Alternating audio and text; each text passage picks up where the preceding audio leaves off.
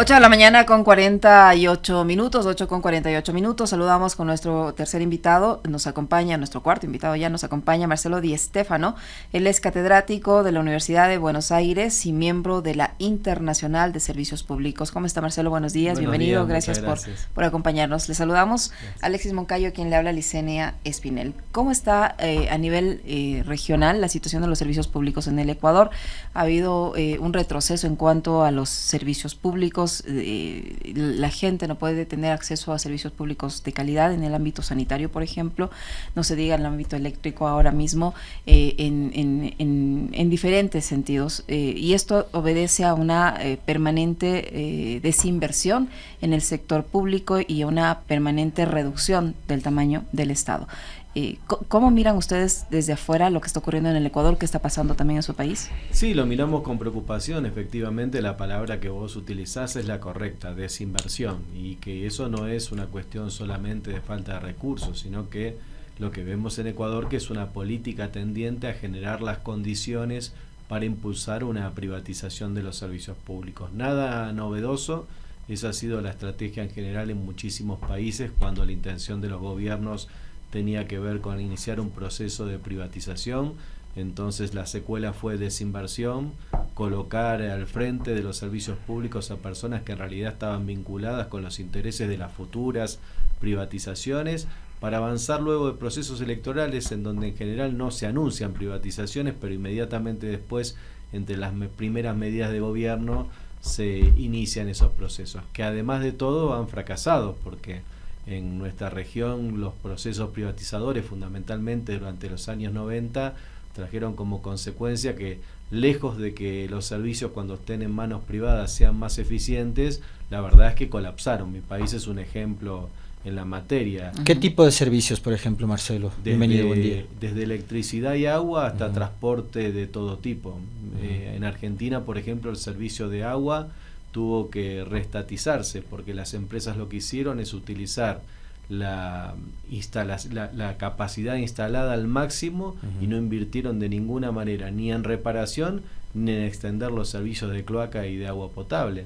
La empresa Aerolíneas Argentinas, ustedes conocen lo que pasó, se privatizó a Iberia, Iberia vendió los aviones, vendió las rutas, se la pasó a una tercerizada que se llamaba Marsans, que terminó fundida, y tuvimos que reestatizar la empresa porque el país había quedado sin puente aéreo. Un país tan extenso y sin puente aéreo colapsa la posibilidad de interconexión. Lo mismo pasó con los ferrocarriles, lo mismo pasó con la petrolera, con YPF, que se privatizó Repsol y entró en una situación de colapso. Y hoy, reestatizada YPF, es una empresa que no para de crecer en los últimos 5 años.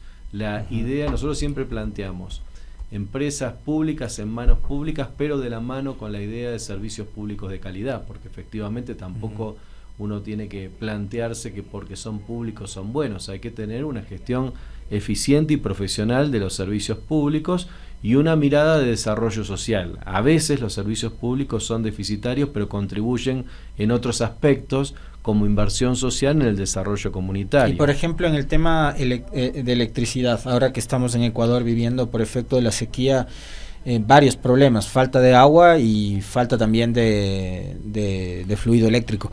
En Argentina, con empresas privadas a cargo de la electricidad, ¿se solucionó el problema? ¿No había apagones? Más cortes eléctricos y vamos a tener más cortes eléctricos que lo que ustedes tienen en Ecuador.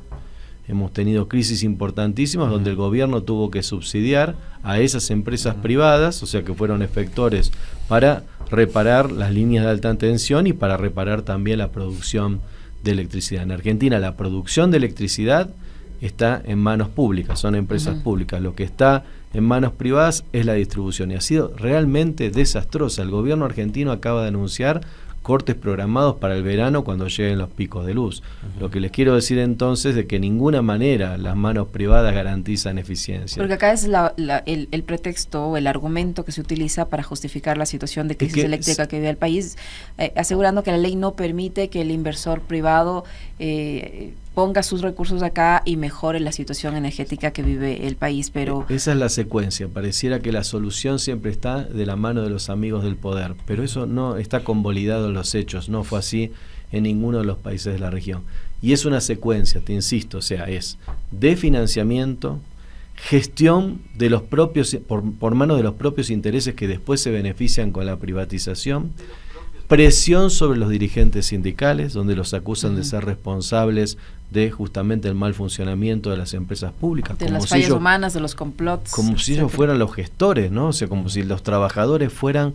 Un colega de ustedes me dijo estos días en una entrevista, el problema son los privilegios de los trabajadores del sector público. Y yo le dije, hey, privilegios no, derechos. Y además usted me está diciendo que los derechos de los trabajadores del sector público de Ecuador están por arriba de la media internacional y que tienen salarios altísimos. No estoy diciendo eso. Usted me está diciendo que no está bien que tengan servicio de salud. No estoy diciendo esto. Pero él replicaba una fake news, él replicaba un mensaje intencionado. Bueno, acá déjame contarte, Marcelo, que por ejemplo, las fake news a propósito de los supuestos privilegios de los servidores públicos han sido promovidas y publicadas incluso por los propios funcionarios del Estado.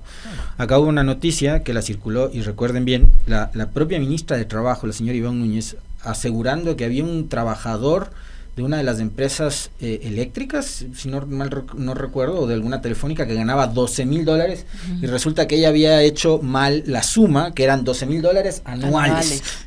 Miente que algo quedará. Exactamente. ¿No? Entonces, yo quería atarte esto a un tema que lo mencionaba en el comentario muy temprano hoy, y es que durante todos estos años, más de 7, la gente ha venido repitiendo acá que el problema del Ecuador y de la situación económica del Ecuador era haber tenido un Estado obeso, entonces que había mucho trabajador público, mucho burócrata. Acá el burócrata siempre es por los sectores más libertarios, más neoliberales, es muy cuestionado, satanizado. Entonces ese Estado obeso había que reducirlo. Bueno, lo redujeron a tal nivel que ahora el Estado obeso es un Estado raquítico, anémico. Y lo ves con los incendios. Y con el sistema eléctrico, claro. Porque has despedido un montón de gente, desapareciste el Ministerio de Electricidad y lo redujiste a una subsecretaría de un gran ministerio que se encarga de minería, de petróleos y demás.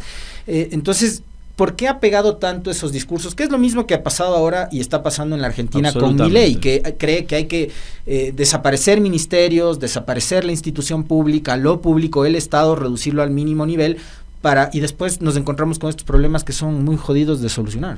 No, bueno, yo creo que es un conjunto de cosas. Primero, que a veces luego de los gobiernos que generan ilusión desde el punto de vista progresista, cuando esos proyectos no llegan a plasmarse en cambios reales, en cambios concretos, hay una pérdida de esperanza en la gente que busca soluciones en otros lugares. En Ecuador también yo creo que el dato de la narcocriminalidad también sumó un elemento de inseguridad colectiva, donde la gente busca seguridad en donde pueda brindarse, y eso es un dato político importante. La elección pasada fue clave, el asesinato de Villavicencio claramente condicionó el proceso electoral que tuvieron ustedes. Efectivamente nosotros queremos estados eficientes con funcionarios públicos, con trabajadores del Estado capacitados, con buenos salarios, con condiciones de trabajo decente. Nadie quiere un Estado ineficiente, abultado, con gente que no esté capacitada para hacerlo. Eso, ni las organizaciones sindicales queremos servicios públicos de calidad, porque además somos usuarios de esos servicios públicos, somos contribuyentes. Me parece que la desesperanza de la gente genera este tipo de circunstancias, pero tampoco es neutro esto, porque también te quiero decir que estas fake news tienen que ver con ese objetivo político de privatización. O sea, quien gobierna este país es el hombre más poderoso de la economía de Ecuador y responde a intereses nacionales e internacionales en ese sentido. Milei es el gerente de una política que responde también a esos mismos intereses, ¿no? O sea, Milei es muy loco, muy extrovertido, pero termina haciendo las cosas todas y cada una que demandan el poder económico mundial, ¿no? El capitalismo en su máxima expresión. Y también en Ecuador lo que existe es una gran presión sobre las organizaciones sindicales que las minimiza, porque, por ejemplo, hemos dicho en la OIT este año que Ecuador es un incumplidor serial de los derechos humanos laborales. Le impiden a las organizaciones sindicales nuclear trabajadores por rama o sector de actividad. Entonces todos los sindicatos son sindicatos pequeños, débiles, sin peso, claro, y eso está prohibido porque el Estado ecuatoriano tiene la obligación de cumplir con los convenios internacionales del trabajo y con los tratados internacionales de derechos humanos. Ahora, el problema, Marcelo, es que no sé, debes de estar sí. mucho más al tanto que uno y conociendo desde adentro esto, pero acá ha habido centrales sindicales y líderes sindicales primero que se perennizan en esos puestos dirigenciales y después que son muy sinuosos, que coquetean con el poder y que toman posturas políticas, y que en los últimos años ha habido sindicatos que han coqueteado y mucho con los gobiernos de turno y con ciertas corrientes que han provocado lo que sucede hoy en día, ¿no? Y también los sindicatos independientes y muy valiosos que dan la pelea todo el tiempo. Yo efectivamente hay de los unos de los otros, y el poder a veces en algunos casos intenta cooptar y en otros casos intenta comprar, ¿no?